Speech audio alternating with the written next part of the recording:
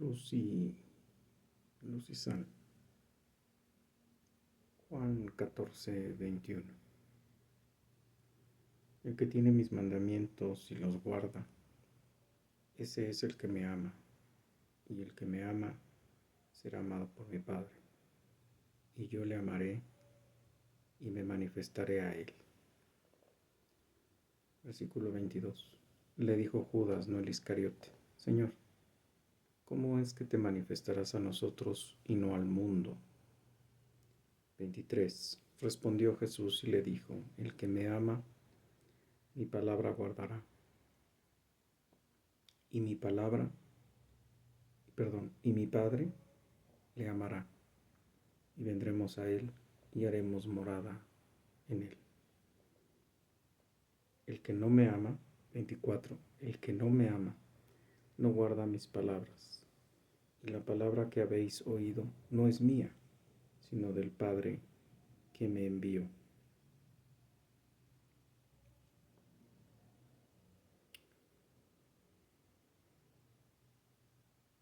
Hay una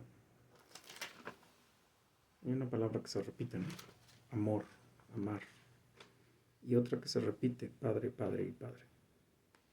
Algo hay claro ahí que su hijo en su ministerio venía en representación de su padre. Dos, que entendamos que el amor no son sentimientos ni emociones, nada que ver. Sentimientos, según la psicología, es algo que no es transitorio y que se fomenta y se construye a partir de las relaciones humanas. Y las emociones no, las emociones pueden ser por un estímulo que podamos tener enfrente y haya una reacción emocional sobre ellas.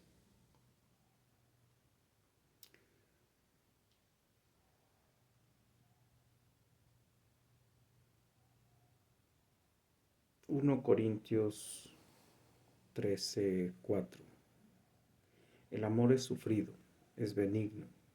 El amor no tiene envidia, el amor no es jactancioso, no se envanece, no hace nada indebido, no busca lo suyo, no se irrita, no guarda rencor, no se goza en la injusticia, mas se goza en la verdad. Todo lo sufre, todo lo cree, todo lo espera, todo lo soporta. El amor nunca deja de ser.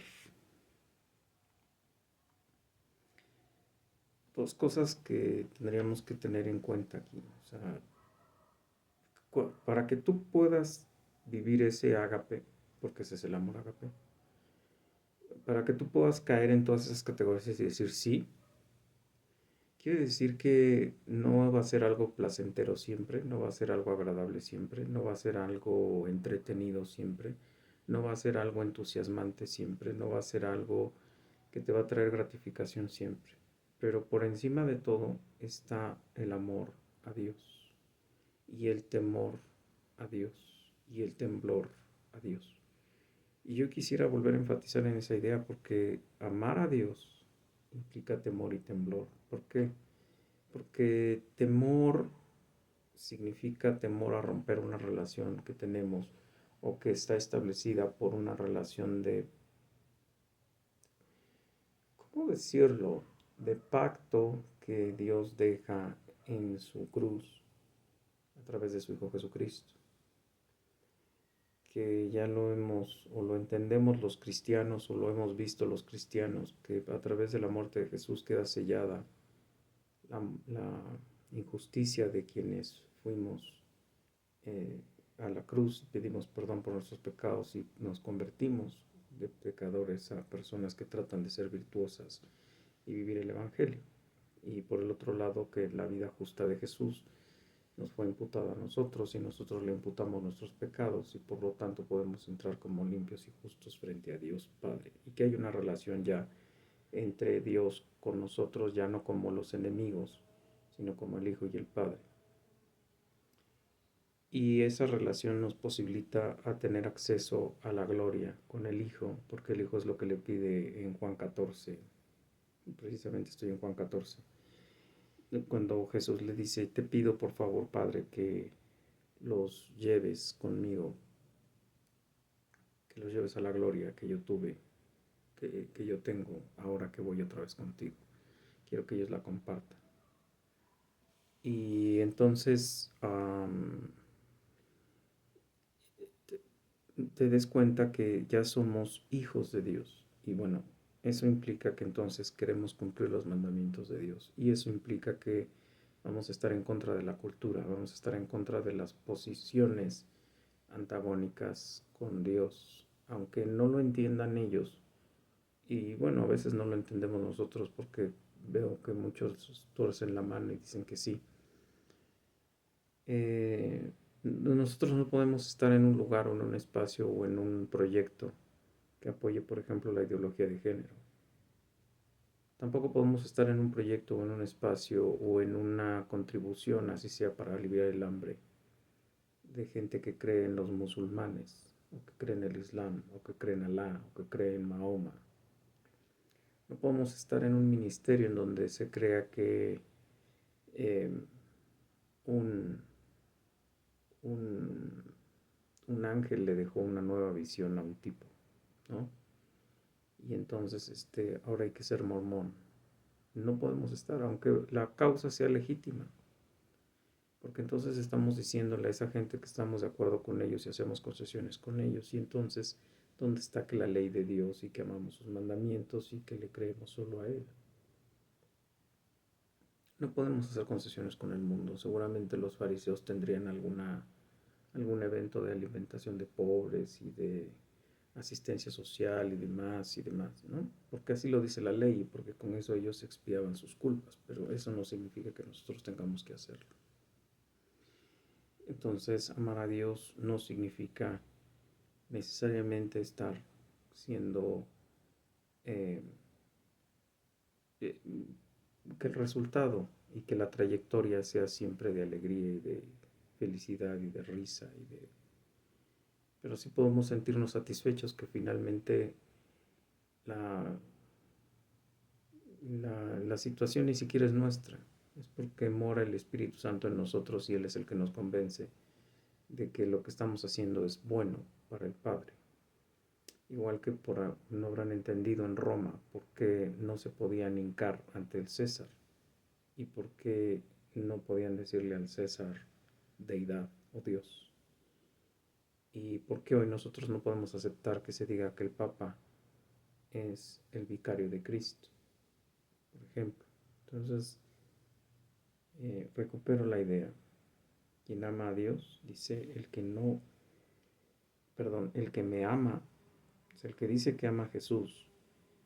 Y obviamente tú y yo lo amamos por fe, porque lo que sabemos de Él es por la narrativa de la Biblia.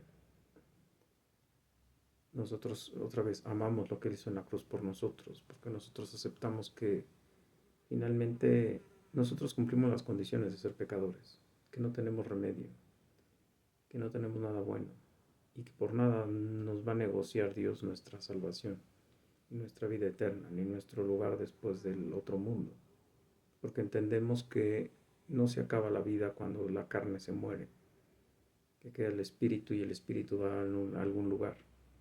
Y queda claro que hay dos lugares nada más, el infierno y el cielo. Y queda claro que con Dios no se negocia, no es verde, no es grises, es o blanco o negro. ¿Hiciste o no hiciste? Hiciste un pecado, te vas al infierno. Hiciste 20 pecados, te vas al infierno. Hiciste un pecado menor, te vas al infierno. Hiciste un pecado mayor, te vas al infierno. Mataste a uno, te vas al infierno. Te burlaste de uno, te vas al infierno. Te reíste de uno, te vas al infierno. Llamaste idiota a alguien, te vas al infierno. Maldijiste a alguien, te vas al infierno. Mentiste, te vas al infierno. Es decir, no necesariamente tienes que voltear a lujuria y dinero y demás. Entonces, entendemos que no tenemos nada para negociar con Dios, que con Dios no se negocia. Y que el único abogado que tenemos se llama Jesucristo. Y Él hizo lo que se tenía que hacer. Pagó la ley. Vivió la ley, cumplió la ley. Como humano y representante de la raza humana vivió la ley. Por lo tanto, por la ley vivirá. Por lo tanto, por la ley vivió. Después se dejó imputar nuestros pecados y murió en la cruz. Y en esa imputación de pecados, Él nos entregó la vida eterna para poder salir limpios de nuestros delitos, no guilty, no culpables. Y después nos entrega la justicia humana que Él sí cumplió. ¿Por qué no la puede entregar a cada uno de nosotros? Porque Él es Dios. Porque lo que Él hizo no lo hizo solamente como humano, lo hizo como Dios. Por lo tanto, queda en el cosmos de la eternidad. Igual que nuestro pecado queda en el cosmos de la eternidad. Y en la eternidad, ¿quién está? Dios. Igualmente, en la justicia de Dios queda en la eternidad. Nosotros somos finitos, por eso nos puede dar a todos los que vayamos con Él, convencidos de nuestros delitos y pecados y de la convicción de que tenemos necesidad de salvación, nos puede dar la salvación. Eso nos garantiza que el Espíritu Santo mora en nosotros. Y si el Espíritu Santo mora en nosotros, entonces eso nos garantiza que la ley, los mandamientos y todo lo demás que tratemos de cumplir, no lo vamos a cumplir por nosotros, lo vamos a cumplir por la convicción que el Espíritu Santo nos da y las salidas de las situaciones a través del Espíritu Santo. Y que no le vamos a doblar la rodilla al pecado, a Satanás o al mundo, o a la carne, perdón, también. Entonces no le vamos a hacer caso al yo, no le vamos a hacer caso a la carne, al mundo, y no le vamos a hacer caso a Satanás. Y en ese sentido nosotros podemos cumplirla, o tratar de cumplir, porque no siempre es la solución tan automática, o sea, no la hacemos. Todavía tenemos pecado remanente en nosotros, y todavía tenemos al viejo hombre colgado de la espalda, y todavía lo andamos queriendo consentir. Entonces no necesariamente siempre hacemos la voluntad de Dios, pero lo intentamos hacer. Y solo así podemos hacerlo, y solo así podemos decir que amamos al Padre, porque nos amó primero y entregó a su Hijo unigénito a la cruz. Y con eso nos dio la salvación. Y eso lo amamos. Amamos su muerte, su vida y su resurrección. Amamos que hubo un fiador, que hubo un abogado, que hubo alguien que pudo pagar lo que nosotros no podemos pagar. Y le debemos una lealtad y una fidelidad, que aunque carnal y humana y fallida, intenta hacer las cosas correspondientes a. Y que cuando verdaderamente quieres ser cristiano de 5 estrellas, es agotador en algunos momentos, es desgastante y es frustrante, porque tu propia carne, tu pecado, o la realidad, o el entorno, las circunstancias, no te favorecen para que lo hagas de manera automática. Entonces, por eso llega a ser como complicado, y por eso te expresa que es sufrido, etcétera, etcétera. Espero que te sea útil y que recordemos que amar no significa sentimientos ni emociones, sino que significa acciones que glorifiquen al Padre, por el cual Jesucristo entregó su vida, y que obviamente al glorificar al Padre estamos glorificando al Hijo, porque a Felipe se le dijo, cuando Felipe dijo quiero ver a Dios, Jesucristo le dijo, tanto tiempo he estado contigo y no has visto a Dios, no has visto al Padre. Espero que te sea útil, luz y sal.